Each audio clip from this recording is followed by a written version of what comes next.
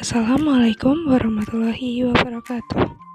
Sebelumnya, perkenalkan, saya Febriana Trisyawati dengan NIM K77200032. Hari ini, saya akan menjelaskan materi mengenai etika profesi akuntan. Pada materi sebelumnya, kita telah mempelajari mengenai pengertian etika dan pengertian profesi.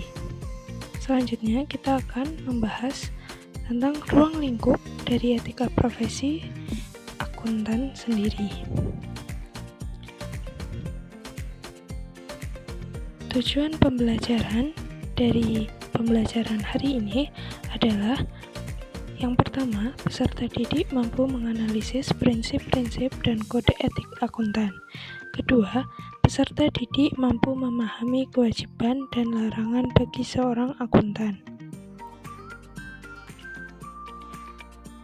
Etika profesi akuntan, menurut Ikatan Akuntansi Indonesia, kode etik akuntan merupakan seperangkat aturan, norma, dan perilaku yang dimaksudkan sebagai aturan dan panduan bagi keseluruhan anggota, baik yang bekerja di lingkungan dunia usaha, berpraktik sebagai akuntan publik di lingkungan dunia pendidikan, maupun pada instansi pemerintah untuk memenuhi tanggung jawab profesionalnya. Kode etik akuntan sendiri dirumuskan sebagai suatu standar yang bertujuan untuk meminimalisir terjadinya penyimpangan atau penyalahgunaan profesi akuntan selama menjalankan profesinya.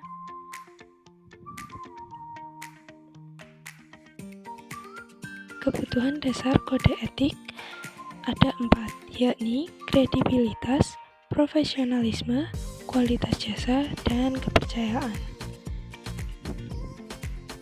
Prinsip etika profesi Ikatan Akuntan Indonesia yang berlaku dalam Kode Etik Ikatan Akuntansi Indonesia menyatakan pengakuan profesi akan tanggung jawabnya kepada publik, rekan, dan pemakai jasa akuntan. Selanjutnya merupakan kode etik profesi Ikatan Akuntan Indonesia, yaitu yang pertama, tanggung jawab profesi. Sebagai profesional, setiap anggota harus senantiasa menggunakan pertimbangan moral dan profesional dalam semua kegiatan yang dilakukan. Kedua, kepentingan publik. Setiap anggota wajib senantiasa bertindak dalam pelayanan publik, menunjukkan komitmen atas profesionalisme dan menghormati kepercayaan publik. Yang ketiga, ada integritas, yakni kualitas yang mendasari kepercayaan publik dan menjadi patokan bagi anggota dalam menguji keputusan yang diambilnya. Keempat, ada objektivitas, yakni anggota wajib menjaga objektivitasnya dan bebas dari benturan kepentingan lainnya dalam pemenuhan kewajiban profesionalnya. Kelima, kompetensi dan kehati-hatian. Anggota wajib melaksanakan jasa profesionalnya secara berhati-hati, kompetensi dan ketekunan, serta mempunyai kewajiban untuk mempertahankan pengetahuan dan keterampilan profesional yang dibutuhkan untuk memastikan bahwa klien memperoleh manfaat dari jasa profesional. Keenam, ada kerahasiaan. Anggota wajib menjaga kerahasiaan informasi yang diketahui dari pelaksanaan jasa profesional dan tidak boleh memakai informasi tersebut tanpa persetujuan kecuali bila ada hak atau kewajiban profesional atau hukum untuk mengungkapkannya. Selanjutnya, yang ketujuh, perilaku profesional. Anggota harus berperilaku konsisten dengan reputasi profesi yang baik, menjauhi tindakan yang kurang profesional sebagai perwujudan tanggung jawabnya sebagai seorang akuntan. Yang terakhir ada standar teknis. Setiap anggota wajib melaksanakan program profesionalnya sesuai dengan standar teknis dan standar profesional yang relevan. Wajib melaksanakan penugasan dari penerima jasa selama penugasan tersebut sejalan dengan prinsip integritas, dan objektivitas. Kode Etik Profesi Akuntansi salah satu badan yang telah menyusun dan mengembangkan standar profesi dan kode etik profesi akuntan publik yang berkualitas diberlakukan pada profesi akuntan publik di Indonesia adalah Institut Akuntan Publik Indonesia atau yang disingkat menjadi IAPI. Prinsip-prinsip dasar etika profesi menurut IAPI yakni ada 5. Yang pertama adalah prinsip integritas, yang kedua prinsip objektivitas, yang ketiga prinsip kompetensi serta sikap kecermatan dan kehati-hatian profesional, yang keempat prinsip kerahasiaan, kelima prinsip perilaku profesional.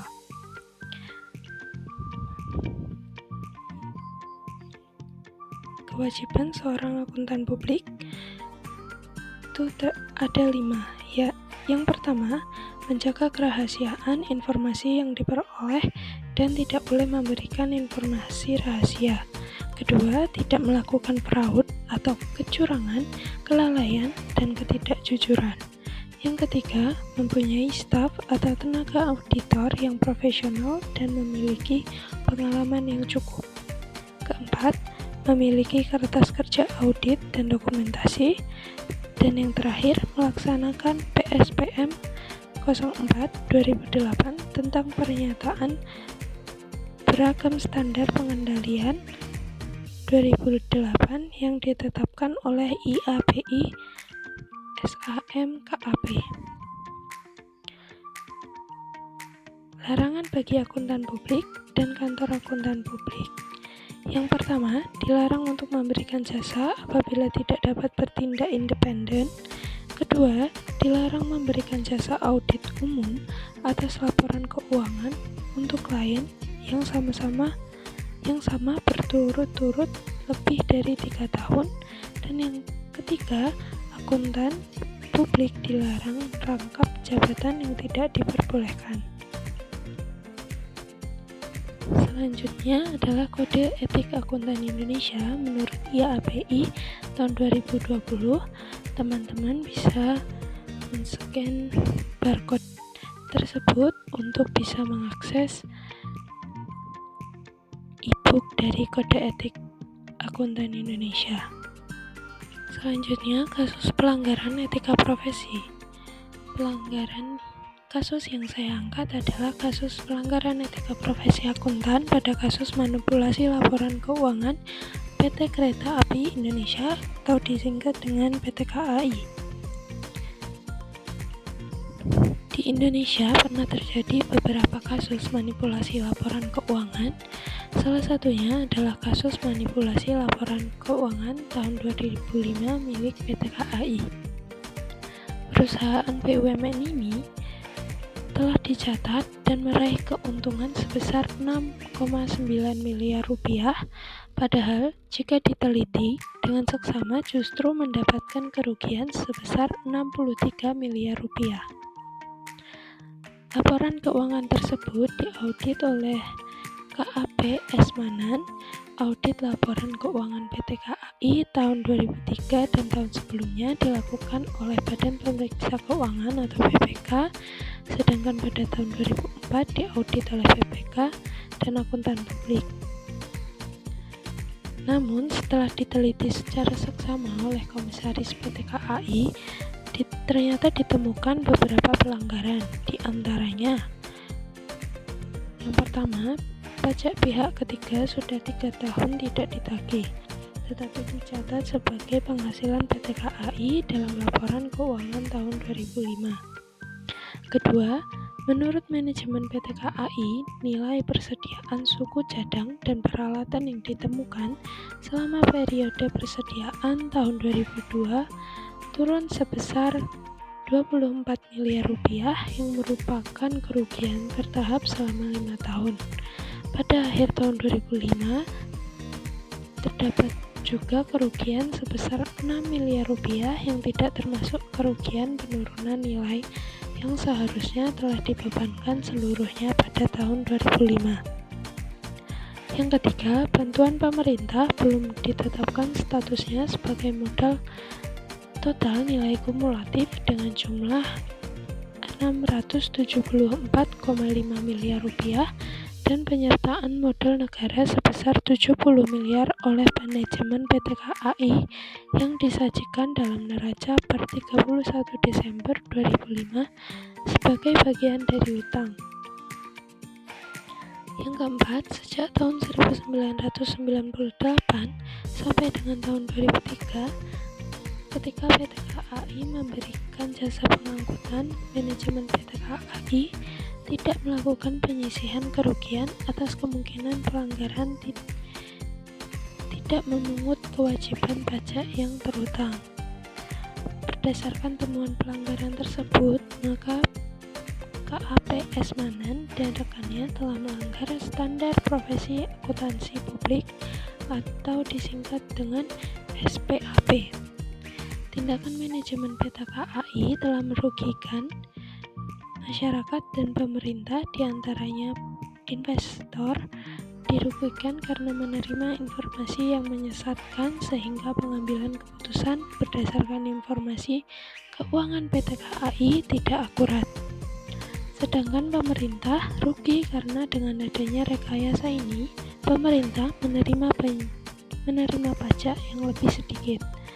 Dari penjelasan tersebut, dapat disimpulkan bahwa suatu pelanggaran etika profesi pada PT KAI di tahun tersebut terjadi karena adanya kesalahan manipulasi dan juga terdapat penyimpangan pada laporan keuangan PT KAI. Pada kasus ini juga terdapat penipuan yang merugikan banyak pihak seperti investor. Oleh karena itu, untuk menghindari hal-hal tersebut, maka sebaiknya PT KAI harus bertindak profesional dan jujur sesuai pada asas etika profesi akuntansi.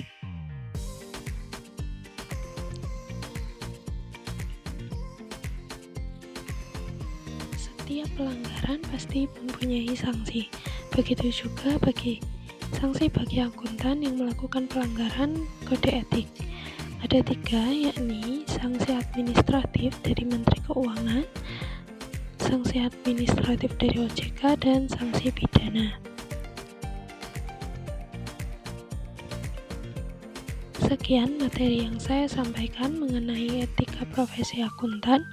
Kurang lebihnya mohon maaf.